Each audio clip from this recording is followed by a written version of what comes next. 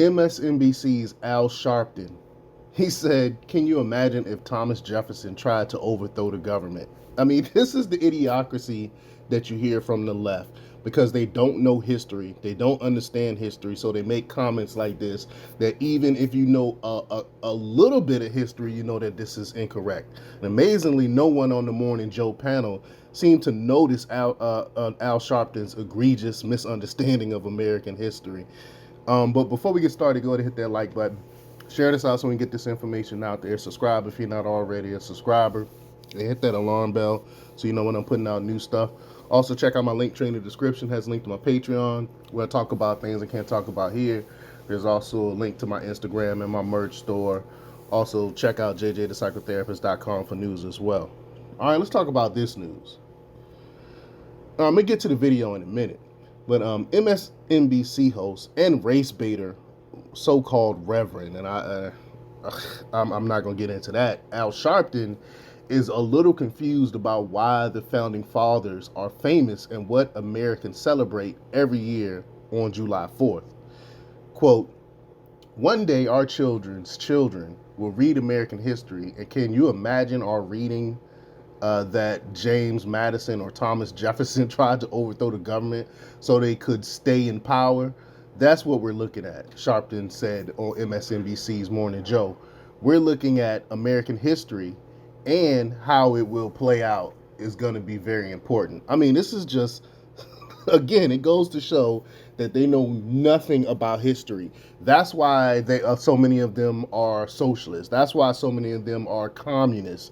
That's why so many of them are Marxists, because they don't know history. They don't know what actually happened in the past and how terrible this ideology is for the individual. But check out what he says. Take a look at this. You know, I thought about this as I was looking through the indictment last night, and I grew up and started my activism in a section of Brooklyn called Brownsville. And walking to the subway many mornings, some of the guys in the neighborhood would say, Rev, I caught a case. I have never walked down that block and somebody said I caught 3 cases. I mean, this is just as low as it gets. I've never heard of 3 cases on one individual in 3 jurisdictions. So this is serious. But on the other side of it, one day our children's children will read American history. And can you imagine our reading that James Madison or Thomas Jefferson tried to overthrow the government so they could stay in power? That's what we're looking at. We're looking at American history, and how it will play out is going to be very important. The sad part about this to me is that this is not a man that is facing all this because he believed in a political position or political policy or cause. I've seen people go down the wrong side for a cause. This is all about him. This is narcissism with steroids. And to think that he could get this whole country divided and split and commit these crimes and have others commit crimes off his own self-aggrandizement is as sick as it gets. His comments are in reaction to former President Donald Trump's third and latest indictment, this one related to the events of January 6, 2021. Contrary to the common belief, Biden's Department of Justice is not charging Trump with inciting an insurrection, something he has already been acquitted of by the U.S. Senate. Instead, the DOJ is prosecuting him for stating that the 2020 election was rigged, an opinion shared by many and one that's protected under the First Amendment. But again, they don't care anything about history. They don't care anything about the Constitution. So they're going to try to prosecute him for words that he spoke. You can't even speak words anymore without being indicted or threatened with prison time. And presumably, Sharpton was confused over the actual charges in the indictment and was trying to make the point that the revered founding fathers would never try to, quote, overthrow the government as Trump supposedly tried on January 6, 2021. Even though Trump came out and told people to go home, they still trying to say that he tried to overthrow the government. Of course, the founding fathers did try to overthrow the government, and they were successful. The American Revolution, a bloody war to overthrow tyrannical British rule in the colonies, is the reason the United States exists today. Every year on July 4th, we commemorate the signing of the historical Declaration of Independence when the 13 colonies formally announced that they were breaking away from British rule and declaring themselves free and independent.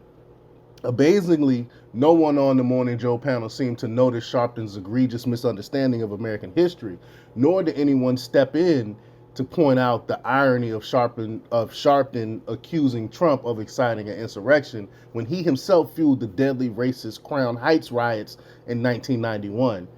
Jewish and black tension was at an all-time high after two black children in the New York City Crown Heights neighborhood were hit by a car that was part of a motorcade carrying a Jewish religious leader.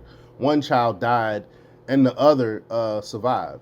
And Sharpton inspired violence and hatred in the aftermath of the accident, publicly and falsely suggesting that the Hasidic ambulance crew supposedly did not aid the injured black children so they can instead treat the Jewish men who were in the vehicle.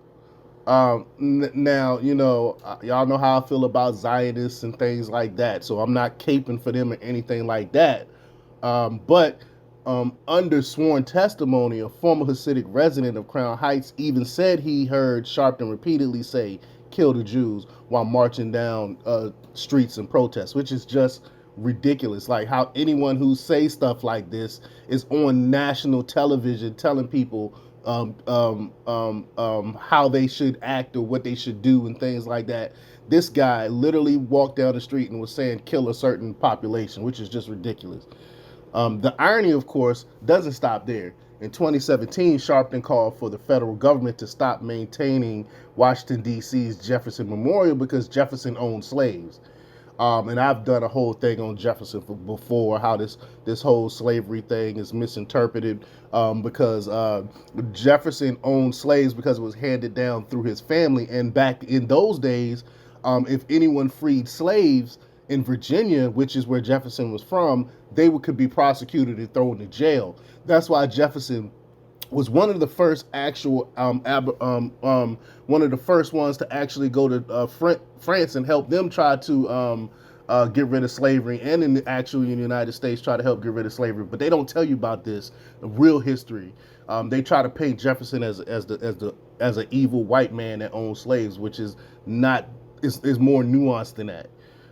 But Sharpton claimed the commemoration of America's third president and the author of the Declaration of Independence was a, quote, insult to my family. In other words, Sharpton is vacillating fraud who holds no sincere opinions and is only interested in scoring political points, of course. If it's advantageous, Sharpton will decry Jefferson as a racist and a few years later erroneously praise him for not trying to overthrow the government. Lastly, we all know Trump was not trying to overthrow the government in order to stay in power on January 6, 2021, because he explicitly told demonstrators to peacefully and patriotically make their voices heard that day. Biden, however, is trying to illegally stay in power by weaponizing the deep state against his primary political rival with numerous and baseless indictments. Not once did anyone on MSNBC point out the irony either, and of course they wouldn't. But let me know what you think. Leave your comments down below. Like, share, and subscribe, and check out jjthepsychotherapist.com for the latest in news. Until next time, peace.